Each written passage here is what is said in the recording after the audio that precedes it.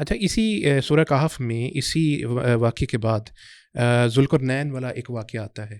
اچھا میں حالانکہ اس میں بارے میں اچھا ہم زبان سے ذکر بھی کر لیتے ہیں. ویسے فرقان قریشی نام کے ایک کنٹینٹ کریٹر بھی ہے، شاید آپ بھی جانتے ہوں گے. یہ بھی میں ناظرین کو بتاتا چلوں، اگر ہم کسی کا ذکر کریں تو احترام نہیں کرتے ہیں، اس میں کوئی دوسری ہماری نیت نہیں ہوتی.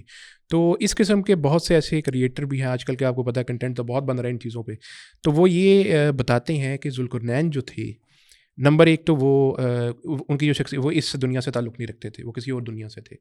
پھر یہ کہا جاتا ہے کہ وہ اس دنیا میں صرف وہ 3 اپنے اسفار پہ آئے تھے اور اس کے بعد وہ چلے گئے، اور غالباً وہ دوبارہ بھی آئیں گے ابھی کسی واقعے میں. وہ مجھے نہیں پتا اب اس کی درست بات ہے کہ نہیں. تو میں آپ سے جاننا چاہتا ہوں کہ ان کے بارے میں کیا تفصیل ملتی ہے، ذوالقرنین کے بارے میں اوتھینٹک جو نریشنز میں ملتی ہے.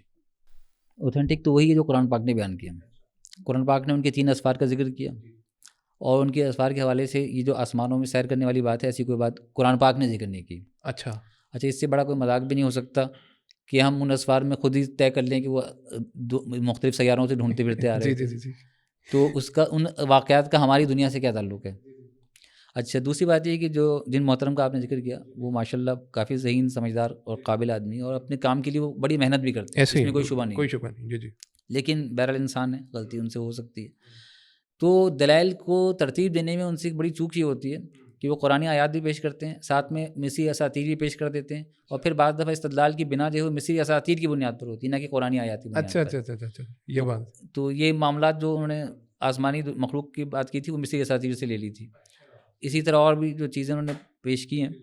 اچھا قرآنی آیات سے استدلال کرتے وقت الفاظ کی معنویت کو بہت دیکھنا سخت ضروری ہوتا ہے. جی تو بہرحال اس میں بھی ان سے چوک ہوئی ہے بہرحال.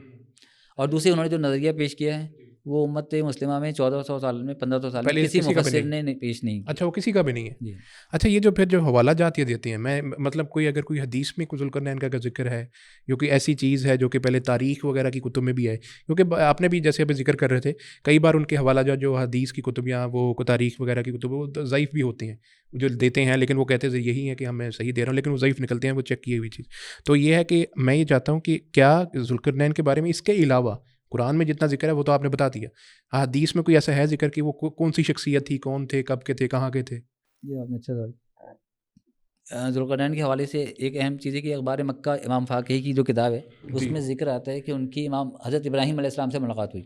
اچھا ان کی ملاقات کا ذکر آتا ہے.